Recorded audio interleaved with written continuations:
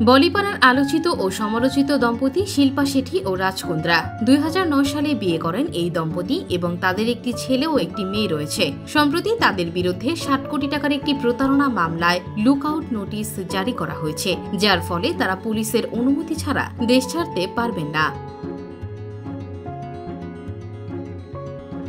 এর আগে রাজকুন্দ্রার বাজি কেলেঙ্কারিতে তাদের নাম জড়িয়েছিল।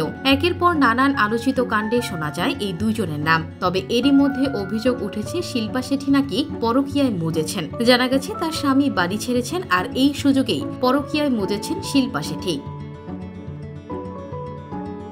ভারতীয় সংবাদ মাধ্যমের এক প্রতিবেদনে বলা হয়েছে, এক সর্দারজির প্রেমে পড়েছেন শিল্পা। স্বামী বাড়ি ছাড়তেই তার সঙ্গে সময় কাটাচ্ছেন। বলিউড কোরিওগ্রাফার ফারাহ খানকে শিল্পা নিজেই দিয়েছেন এই তথ্য। সম্প্রতি ফারাহ খান আসেন শিল্পার বাড়িতে তার নতুন চ্যানেলের অনুষ্ঠানের জন্য। বাড়ি ঢুকে রাজের কথা জিজ্ঞেস করতেই শিল্পা জানান তিনি তার স্বামী নয় বরং প্রেমিকের সঙ্গে এই বাড়িতেই থাকেন। অভিনেত্রীর এমন কথা শুনে চক্ষু ছানা বড়া ফারহার। তিনি পাল্টা বলেন, এই তো জীবন। স্বামী যেতে না যেতেই প্রেমিক এলো বাড়িতে। শিল্পা জানান তিনি এক সর্দারজির প্রেমে পড়েছেন। সেই সর্দারজি আসলে আর কেউ নন, শিল্পার স্বামী রাজ। তার মেহর নামে যে ছবিটি মুক্তি পেয়েছে সেখানে তাকে সর্দারের চরিত্রেই দেখা গেছে। বলা যায় শিল্পা কোমর বেঁধে স্বামীর প্রচারে মাঠে নেমেছেন।